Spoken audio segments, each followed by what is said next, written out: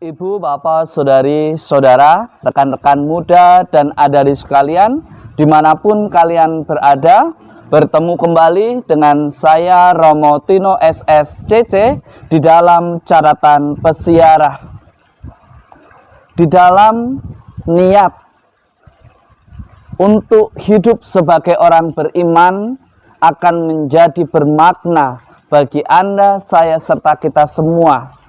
Jika iman yang kita imani tidak hanya terungkap di dalam kata-kata, tetapi tersingkap dan hadir nyata di dalam perbuatan nyata kita. Semakin kita beriman, semakin kita membawa kedamaian di dalam kehadiran hidup kita dan membawa kemuliaan nama Tuhan, sehingga semakin banyak orang bersyukur karena Tuhan senantiasa menjadikan hidup Anda, saya, serta kita semua penuh berkat dan menjadi sukacita bersama. Sebelum kita mendengarkan permenungan dari catatan pesiarah, marilah kita membuat tanda kemenangan Kristus. Dalam nama Bapa dan Putera dan Roh Kudus. Amin. Allah Bapa Maha Setia, Engkau telah memenuhi janji keselamatanmu dalam diri Yesus Putramu. Teguhkanlah niat kami untuk semakin mengimaninya dan mengikuti jalan yang ditunjukkannya di dalam persiaran hidup kami. Demi Kristus Tuhan dan pengantara kami. Amin. Ibu, Bapak, Saudari, Saudara, rekan-rekan muda dan adik-adik sekalian yang terkasih, pada hari ini kita mendengarkan sebuah sharing pengalaman iman yang disampaikan oleh Paulus kepada jemaatnya pada waktu itu, di mana Paulus menguatkan satu dengan yang lain, karena di dalam zamannya sebagai pengikut Kristus mereka semua harus menderita karena dikejar-kejar, karena hidupnya ingin diakhiri.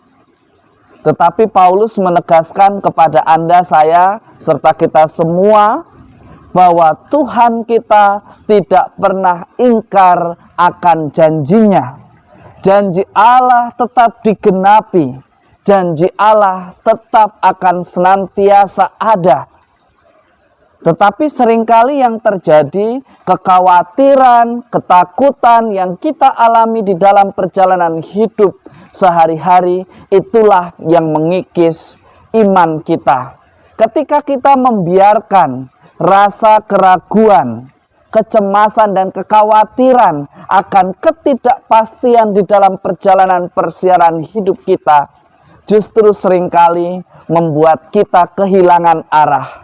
Justru membuat kita menjadi pribadi yang tidak lagi mengenal cara Tuhan yang begitu indah, cara Tuhan yang begitu istimewa untuk membentuk Anda, saya, serta kita semua untuk tumbuh sebagai orang beriman sebagaimana yang Allah kehendaki. Jika Anda dan saya serta kita semua merasa lelah, mintalah kepada Tuhan.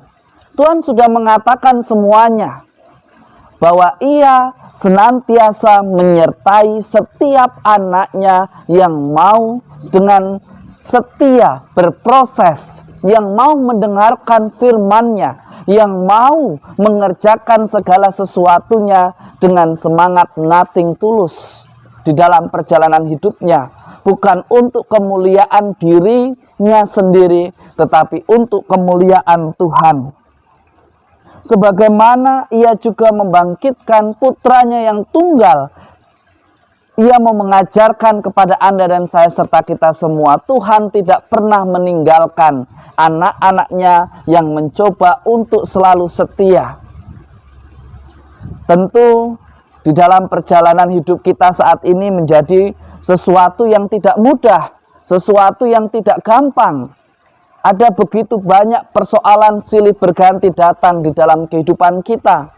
Tentang ketidakpastian akan masa depan kita. Tentang ketidakpastian kontrak kerja kita diperpanjang atau tidak. Tentang ketidakpastian situasi finansial kita. Meskipun ekonomi bertumbuh, tetapi inflasi juga meningkat. Kita sebagai orang beriman seringkali kehilangan harapan ketika situasi politik negara yang juga tidak pasti. Hari ini Anda dan saya serta kita semua ditantang untuk tidak membiarkan hidup kita berada di dalam kegelisahan. Yesus mengatakan kepada murid-muridnya di dalam Injil suci Yohanes, "Janganlah gelisah hatimu, percayalah kepada Allah, percayalah juga kepadaku. Di rumah Bapakku banyak tempat tinggal. Jika tidak demikian, tentu aku sudah mengatakannya kepadamu." Artinya bagaimana? Tuhan meminta Anda dan saya serta kita semua agar tidak gelisah.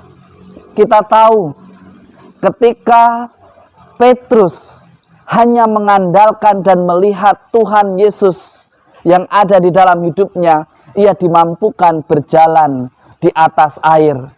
Tetapi ketika rasa takut, rasa cemas dibiarkan masuk di dalam hidupnya, masuk di dalam pikirannya, ia pun akhirnya tenggelam. Ia tidak lagi mampu berjalan di atas air. Dari apa yang dialami oleh Rasul Petrus mengajarkan kepada Anda dan saya serta kita semua. Seringkali kita tenggelam ketika kita mengandalkan harta duniawi dan bukan harta surgawi. Ketika kita menjadikan uang sebagai Tuhan atas hidup kita dan bukan Dia sang pemilik kehidupan menjadi andalan hidup kita, kita akan kehilangan arah. Mestinya sebagai orang beriman, semakin kita beriman, kita semakin membawa kedamaian. Semakin kita bijaksana di dalam berkata-kata, semakin kita membawa ketenangan di dalam kehadiran dan keterlibatan kita di dalam hidup menggereja. Ketika kehadiran kita justru memecah belah, membuat orang jauh daripada Dia sang pemilik kehidupan, maka patut bagi Anda, saya, serta kita semua berefleksi. Kita bertindak dan kita melayani berdasarkan rencana Allah atau rencana yang terselubung di dalam diri kita yang hanya memuaskan ambisi kita dan bukan demi kemuliaan Tuhan. Kristus Tuhan telah diserahkan karena pelanggaran kita.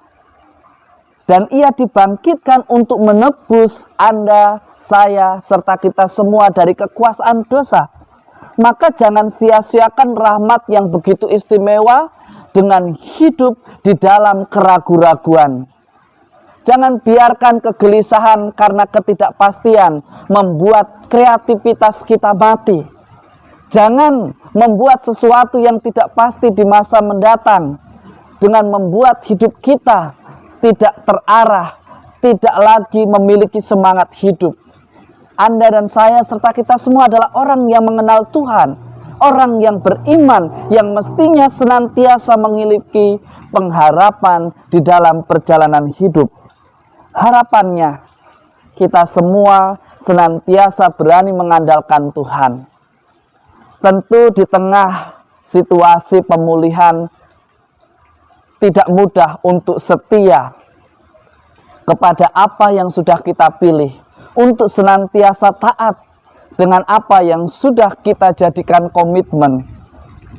Seringkali situasi yang kadang tidak sesuai dengan apa yang kita impikan dan kita harapkan, dengan apa yang kita rencanakan, dengan fakta yang berbeda. Sebagai orang beriman kita diajak untuk senantiasa berani mencari apa yang menjadi kehendak Tuhan.